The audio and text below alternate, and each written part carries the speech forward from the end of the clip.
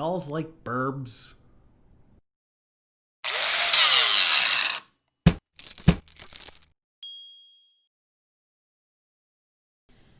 Hello everyone, it's your Commander-in-Chief, Billy G here, coming at you with a deck tech for a new commander that just came out of the recently released Jumpstart set, Inniaz the Gale Force. This is a budget deck list with the focus trying to keep the budget around $100, and at the time of this video I was able to purchase the cards for the deck from TCG Player using an optimized cart for about 98 bucks. So let's head over to the computer and get going. With Jumpstart released, I was super excited to brew an Inniaz the Gale Force commander deck.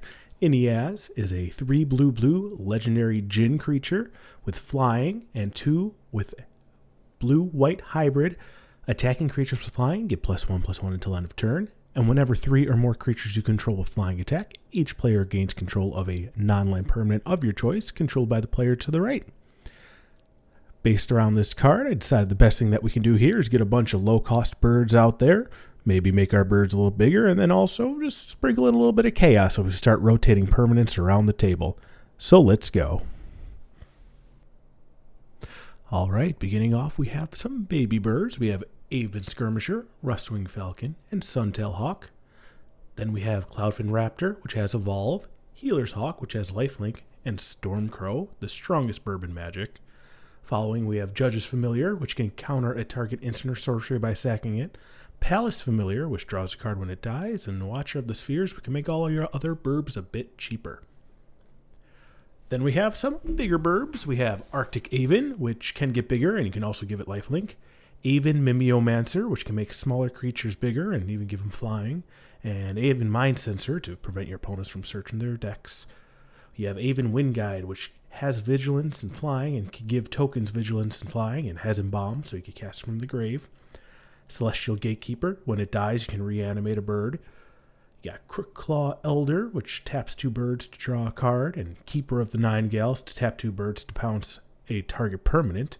And then you have Wingmate Rock, which when it enters the battlefield, if you attack this turn, it brings a token along with it, and whenever it attacks you gain 1 life per attacking creature. Next up, we have the Falconer Adept, which when it attacks makes 1/1 bird tokens. You have Emeria Angel, which has the same for landfall. Murmuring Mystic, which makes the 1/1s when you cast an instant or a sorcery. You have Scion of Vitu-Ghazi, which makes a 1/1 when you cast it from your hand. You have a Seller of Songbirds, which comes in with a 1/1. And you have Jotun Owl Keeper, which makes 1/1s equal to its upkeep cost if you decide not to pay it. Then you also have Pride of the Clouds, which has 4 cast to make 1/1s. And you have Skycat Sovereign, which has an activated ability to make 1/1s. Then we have some Honorary Burbs. We have Cloudkin Seer, which draws a card. Elite Guard Mage, which draws a card and gains life. And Cloudmazer, which draws cards and gains life as well. Then we have Muldrifter, which draws cards and has Evoke. Tide Skimmer, which draws cards when flyers attack. And Azor the Lawbringer, which whenever you attack, you can do a Sphinx's Revelation with it. Following that, we have Archetype Imagination, which gives all of your creatures flying and makes your opponent's creatures lose flying. Magus of the Moat, which prevents non-flyers from attacking. To round out the creatures here, we have some Lords. We have Empyrean Eagle to give all your flyers +1/+1. Aven Brigadier, which does very similar. Kanji Airy Keeper, which gives +1/+1 depending on how much was paid when it was kicked. And Soraya the Falconer, which gives all your birds +1/+1 and can give them banding. It says Falcon on it, but Falcon was eroded for birds.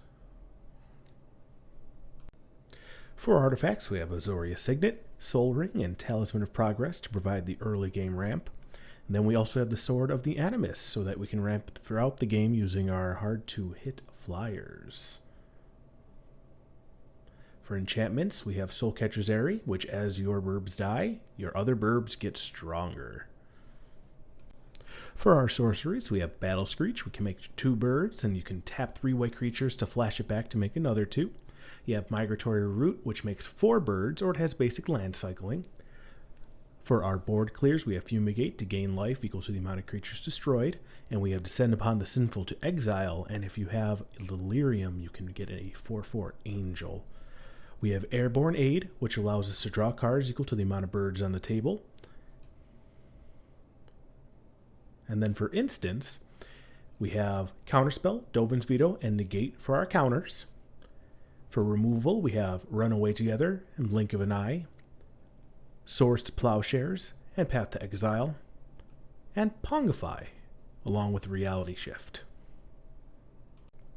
To protect ourselves, we have Eerie Interlude and Momentary Blink, which can also get us our Enter the Battlefield triggers again, along with Rootborn Defenses, which gives our team Indestructible and Populates. Then we also have Eyes in the Skies, which can give us a bird token and populate, along with Factor Fiction to help get us some cards.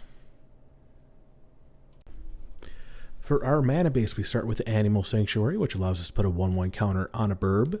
We have Seaside Haven, which allows us to sack a burb to draw a card. We have our Desert package with Scavenger Ground to exile graveyards, Desert of the Mindful, Desert of the True, Ipnu Rivulet, which can be sacked to mill, and Shefet Dunes, which can be sacked to make the team bigger. Then we have some generic duels in Azorius Chancery, Skycloud Expanse, Temple of Enlightenment, which allows you to scry, Tranquil Cove, Boreal Shelf, Sajiri Refuge, Glacial Fortress, Irrigated Farmland, Nimbus Maze, Port Town, and Prairie Stream.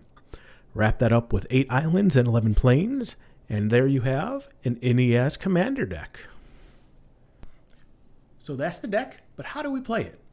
Well, the game plan here is to have a bunch of cheap bird creatures that we can get on the battlefield over the course of the first couple turns, so that by the time Inniaz comes down, we could take advantage of her ability immediately and start gaining quality things from the person to our right while we are passing off 1/1 bird tokens to the person to our left.